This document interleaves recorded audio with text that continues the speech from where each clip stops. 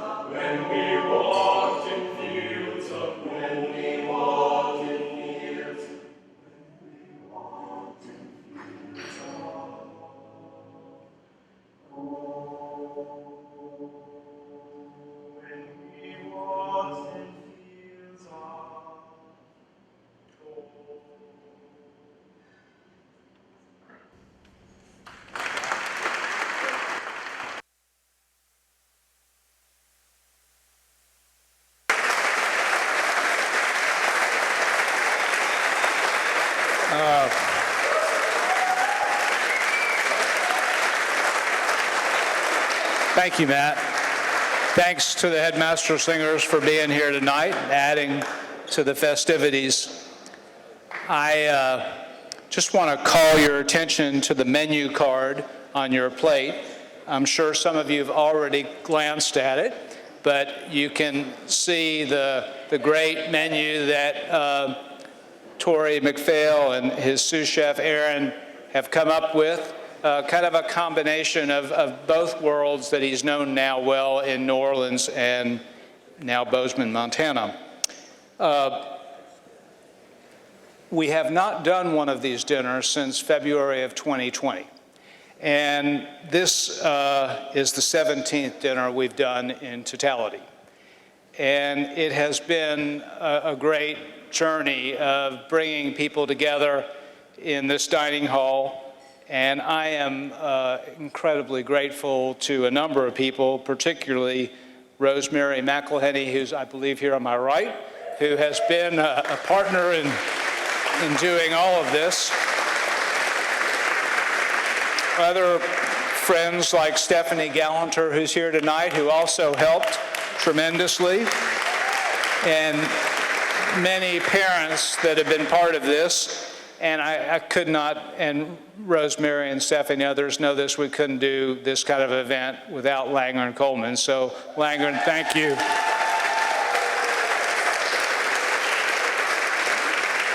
And of course, we're grateful to the many constituents. As I watch people come in to the dining hall, it's just fun to see former parents, alumni, current parents, friends of the school, people that are just friends of one of those constituencies and are here tonight.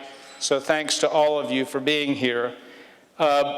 The purpose of this dinner is really just to have a great evening of food and drink and friendship. The dining hall just seemed to beckon it in 2012 when we built it, and we thought, well, let's do a number of dinners like this. And so we just want you to have a great time tonight. There's no business. It's all meant to be enjoyable. And we've had some tremendous chefs. And I'm really excited that Tory's here. Unfortunately, I didn't get to know him well, but I did get to meet him a little while ago. And he is a delightful person. And everybody that's worked with him so far has said what a kind, genuine, authentic person he is and how fortunate we are to have him. Some of you know I love the restaurants in New Orleans, and I suspect I've been to Commander's about 25 times, so I've been around him, but we've never met. And he is now going to do a demonstration and to my right, and so please join me in welcoming Chef Tory McPhail.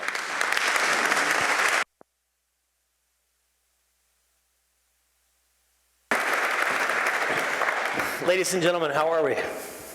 Yeah, y'all feeling good? I know we are. We are more than well caffeinated, I can promise you that.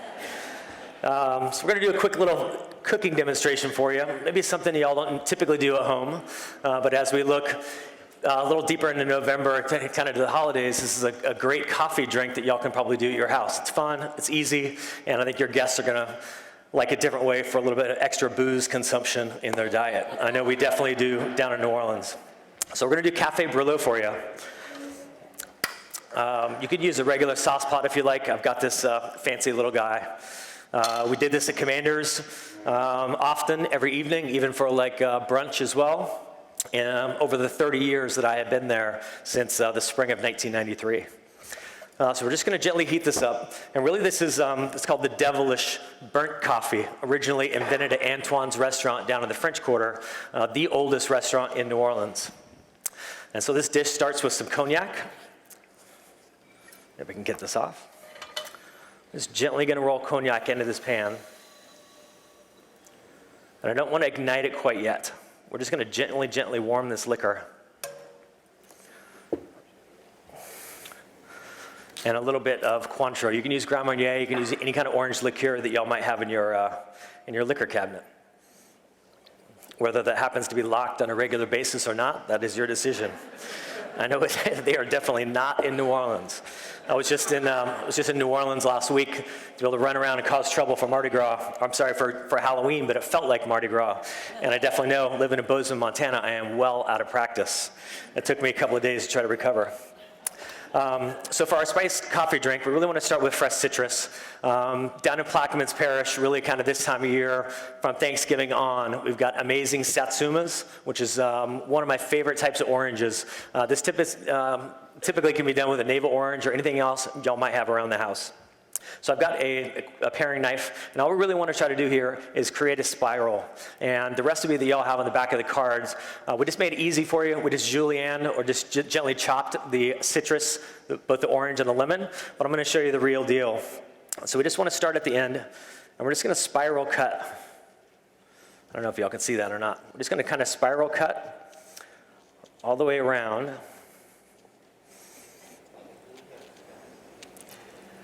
Until it's a nice little garnish. It adds to the drama. But if yours breaks, it's fine, I promise. See how that goes for you, right?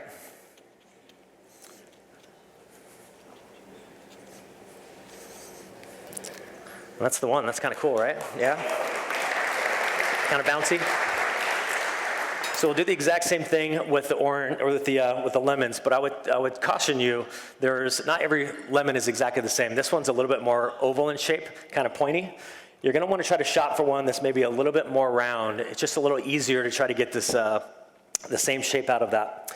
So we're going to flambe this, but before we do, we're going to stick those together. So you can imagine doing the lemon just like I did the orange, and what you're left with is this beautiful citrus ornamental garnish that you might have. So we've stuck the top together with 2 pieces of cinnamon sticks just to try to kind of keep it together. And then we've studded the whole thing with fresh cloves. Cloves can be pretty aggressive, so you don't need too many. You can actually just flip them into your coffee if you like. So we're just going to gently rest this in the pan. We have our liquor going. Okay. So we're going to add a little bit of flame here just to try to ignite our alcohol here. Have y'all had Cafe Brûlot down in some of the famous New Orleans restaurants? I'm sure you have, Brad, huh? Right? It's definitely a showstopper. So we're just going to heat our liquor here. It's just going to take a minute. I've also got a couple different types of sugar. We've got some Demerara sugar, and it used to be in the fancy days when people thought they were cool. You would take just a little bit of cognac and add it right to the top of your sugar cube if you didn't have time for a setup like this. But you just want to douse the sugar cube in a little bit of cognac and simply just grab it and ignite the sugar cube. Say if you are drinking absinthe or something like that, just simply ignite the sugar cube, pop it down into your cocktail, and it's a nice little parlor trick that y'all can have to do something like that if you can get it to stay lit. So we're going to use this type of acute ladle. This is kind of a teardrop-shaped ladle. Y'all can use a 2-ounce ladle, whatever y'all might have at the house. Down at Commander's, we use a ladle. It looks like this, but on one end, it's kind of stubby, and it's got some perforations in that. So if you happen to drop any clove or any pieces of the cinnamon while you're making your coffee, as you go to finish the whole thing, it's not going to get into your cup, which might offend some of your invited guests. So I've got tongs here. And I'm just simply going to take our beautiful garnish. I'm going to steep the flavor of the citrus into our liquor. And this definitely has a shelf life. The longer this goes, the more limp the citrus peel will become, and it will kind of fall apart on you as we go. But we're almost there. It's starting to steam a little bit. I don't know if y'all can catch that on the camera there. Can we move that bottle? Sure. And we should have some coffee in here, and we're in luck. Very nice. The main ingredient. So we're simply just going to move this around, try to get all the flavor of the spice, the citrus, the studs of the clove.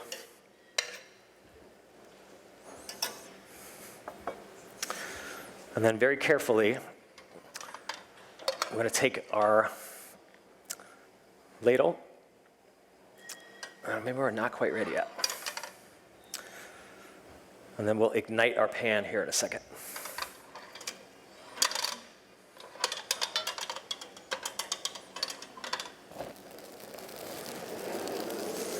All right, so here's the fun part. I was telling some friends up here, I did actually get kicked out of high school for arson. So I've done this once or twice. I'm not going to get into that story tonight because we are ladies and gentlemen.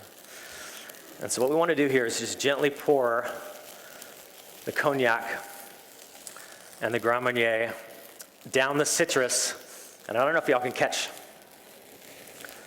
some of that flavor, but it is amazing. Can y'all smell any of that yet? I mean, typically, if you don't have ceilings this tall, it's going to be totally fine in your house. Regularly, some of our captains set off the fire alarm at Commanders. That becomes quite an interesting episode of the evening.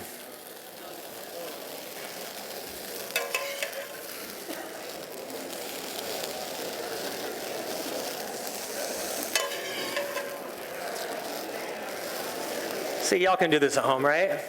Just make sure your wife's got the fire extinguisher around.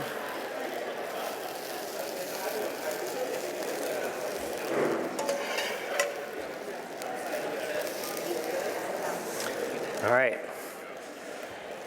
So our citrus is getting a little bit soft.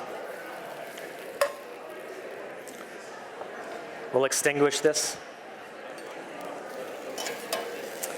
And then the last thing we'll want to do is just add a little bit of sugar cane, regular sugar. You can use any kind of sugar you want. You can use cool honey, okay, just a little bit. And the Grand Marnier, your citrus liqueur is going to have some sugar in it, but I like a little sugar in my coffee. Let's gently roll this back and forth. And the next thing is we'll add beautiful, fresh brewed coffee. Now down in New Orleans, we use chicory coffee. And that became very popular back in the days around the war because they would stretch out their coffee rations with roasted chicory. That way everybody had some really good New Orleans coffee to go around. We still drink chicory coffee, even iced coffee on the line at Commander's Palace. I love it because it's got less caffeine. It's half chicory, so we can drink coffee all day long with not actually getting the shivers and shakes like you typically would from normal Starbucks. But it is very strong. If y'all haven't had it in a while, chicory coffee is rich, robust, in your face, lots of great flavor, just like we like our food. But for cafe au lait, it's literally 50% milk and then 50% coffee. You always want to try to add your milk first, then add your coffee. Otherwise, if you add the cream or the dairy after, it's so strong it'll actually curdle the dairy. So try to do your dairy first. As a cute little garnish, we just want to take one of these nice cups, MBA, nice Christmas gifts maybe. Okay, y'all taking notes out there? We just want to rim your heavy-duty coffee mug. We use clear ones at the restaurant. And we can take some of your sugar and just gently rim it on the outside, almost like you're making creme brulee. And so we'll fire up our little burner again. And we just want to caramelize the sugar on the side of your cup. So every single bite, you're going to taste like caramel infused coffee with lots of booze, which is the way it should be.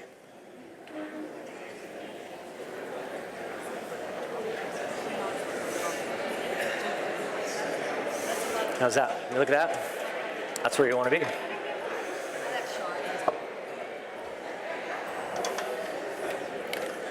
All right, gang. So at this point, we just want to simply ladle our Café Brûlot into your cups. And you can use demi-tasse cups. You can use anything that you have. And it is warm, geez. And we're going to finish this with a little bit of whipped cream. That's how we do in New Orleans, right? Okay, a little whipped cream on top. This whipped cream tonight for dessert is flavored with chai tea and fresh vanilla. So that's kind of it, my friends. Café Brûlot, okay? Grab. That's really good. Would you like one? Indeed. Let's go for it. Any questions, y'all? Or y'all feel like you're good? Good, yeah? Good. Well, let's have some fun tonight, shall we? Let's enjoy it.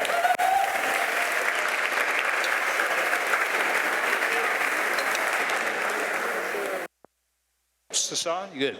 I'm sure Tory will be back later on in the evening, but I wanted to say thanks to him again right now, and I wanted to give him and his sous chef a gift, so please join me in thanking them again for being here.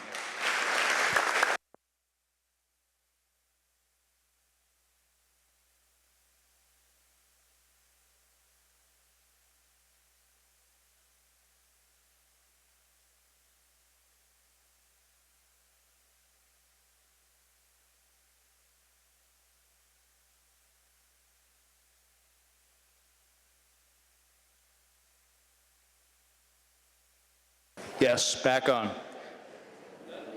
I'll say a prayer that I've used in New Orleans before. Let me see if I can remember this one. Let us pray. As Jesus did the loaves and fishes, so may we bless these dishes. And so that our meal will be complete, let me say, bon appetit.